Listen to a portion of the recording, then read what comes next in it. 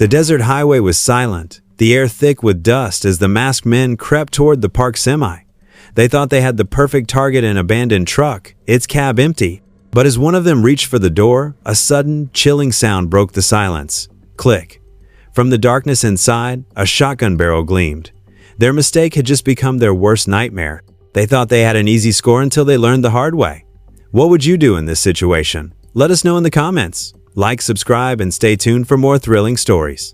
Jake had pulled over on that deserted stretch of highway just before dusk, the desert wind kicking up fine grains of sand against his tires. His Rego weathered but well-kept 18-wheeler stood out like a lone fortress in a wasteland of rock and dust. He wasn't planning on stopping for long, just enough time to stretch his legs and let the engine cool before pushing through another night on the road. He didn't expect trouble. But trouble, it seemed, had other plans. A battered pickup appeared on the horizon, its engine echoing across the silent landscape. Jake noticed it first in his side mirror, mere speck growing larger by the second. He felt a prickle at the back of his neck. Something about the way it slowed near his truck, headlights flicking off, set his nerves on edge. He climbed down from the cab, scanning the horizon. The pickup idled 100 yards away, half hidden by a rocky outcrop. At first there was only silence, the dull rumble of an engine left running. Then he saw them, silhouettes moving behind the truck, masked figures stepping onto the asphalt. 3 of them, maybe 4.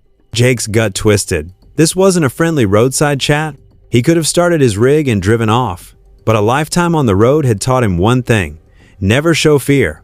If these men wanted something, they'd come for it. No matter how fast he ran, better to stand his ground and see what they had in mind. He climbed back into the cab, flipping off the interior light, leaving only the dim glow of the dash. Heart steady, breath calm, he reached under the seat, fingers brushing cold steel, well-worn shotgun, just in case. Outside, the crunch of boots on gravel grew louder. The men were closing in, their footsteps echoing in the stillness. Jake eased the shotgun into his hands, checking the chamber with a practiced motion. 1 shell, 2 shells. Ready. A low voice murmured something unintelligible. Another man let out a hushed laugh. They were confident, sure he was asleep or gone. The tension was thick enough to taste, each second dragging out like an eternity. Jake took a slow breath, every sense on high alert. Through the narrow gap of the door, he caught a glimpse of moving dark figures crouching, weapons in hand. They edged around the front of the truck, testing the door handle. Locked. One of them, bolder than the rest, reached for the latch on the trailer's cargo hold. Jake felt the hair on his arms rise.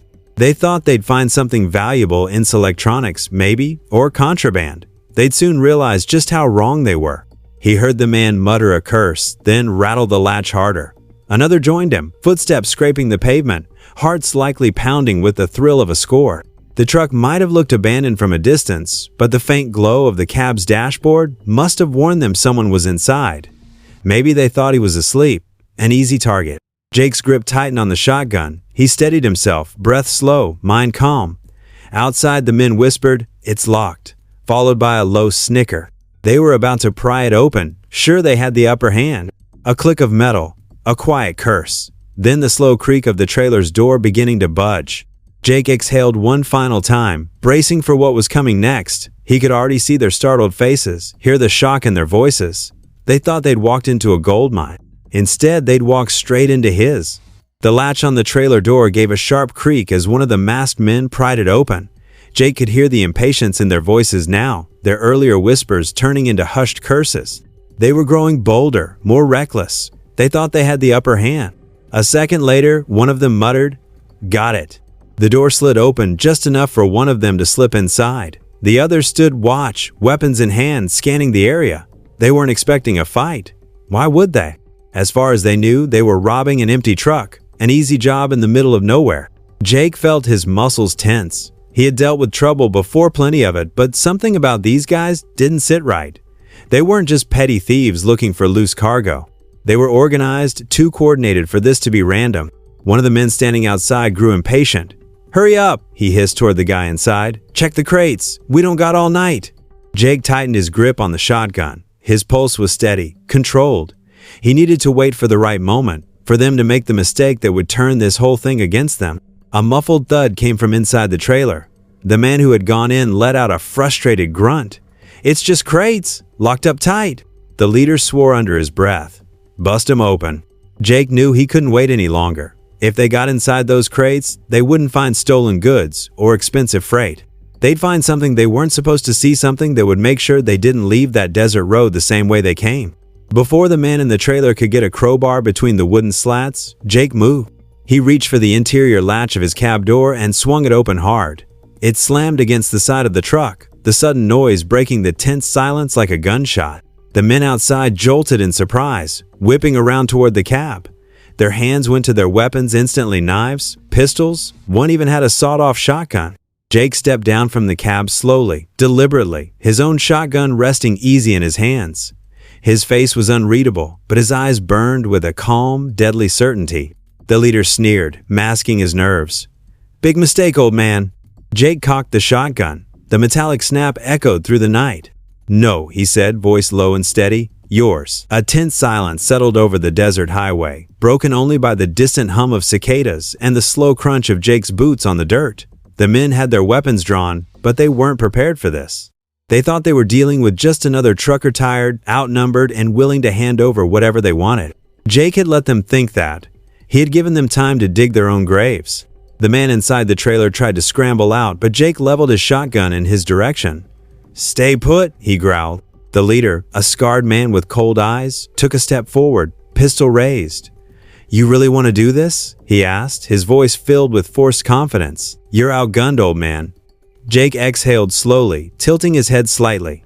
"Outgunned?" he repeated. "Maybe." His eyes flicked toward the trailer. "But you boys have no idea what you just walked into." The leader hesitated. The other men exchanged glances. Jake reached into his jacket and pulled out something small, something metal. A military dog tag. He let it dangle between his fingers for a brief moment before tucking it back into his pocket. Recognition flickered in the leader's expression. He had seen that look before, the look of a man who had been through war, who had fought and won battles in places far worse than this. Jake took a slow step forward. "I spent years learning how to deal with men like you," he said, voice steady. "And let me tell you something, this ain't my first fight."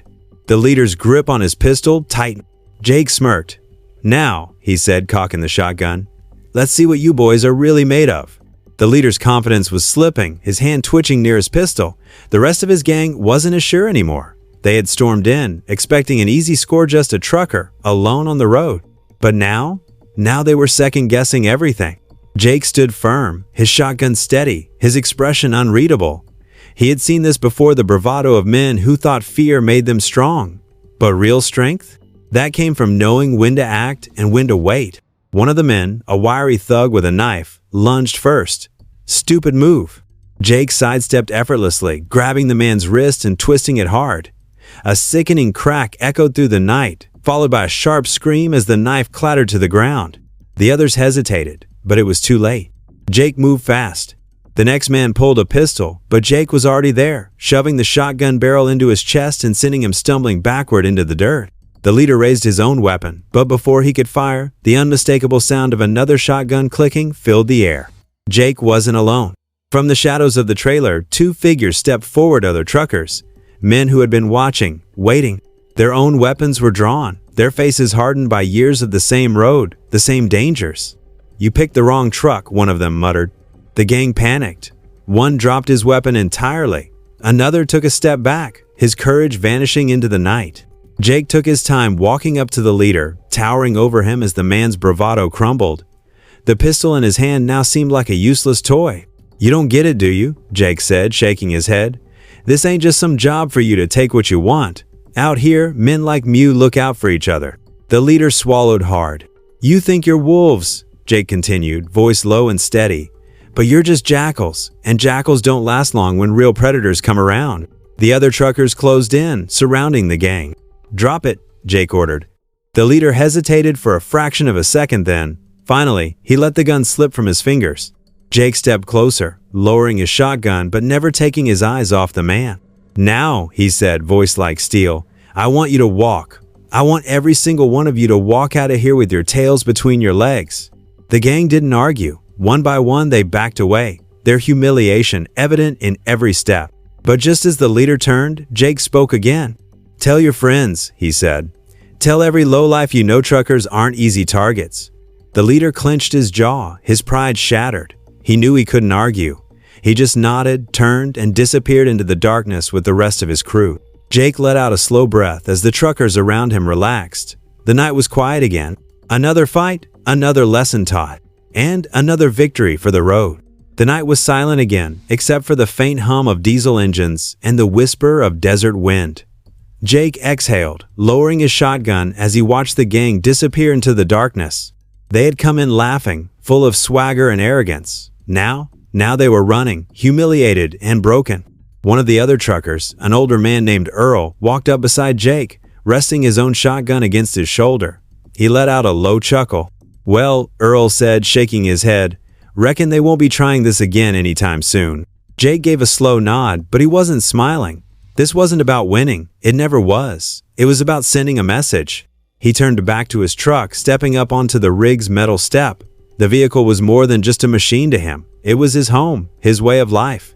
And tonight, it had almost been taken from him. Almost. Earl sighed, glancing toward the horizon. "You know, back in the day, we didn't have to deal with this kind of trash. There was respect on the road." Jake ran a hand over his jaw, thinking, "Yeah," he muttered, "but times change." He looked at Earl. "Doesn't mean we have to." Earl grinned. "Damn right." The other truckers slowly returned to their rigs, the headlights flickering on one by one.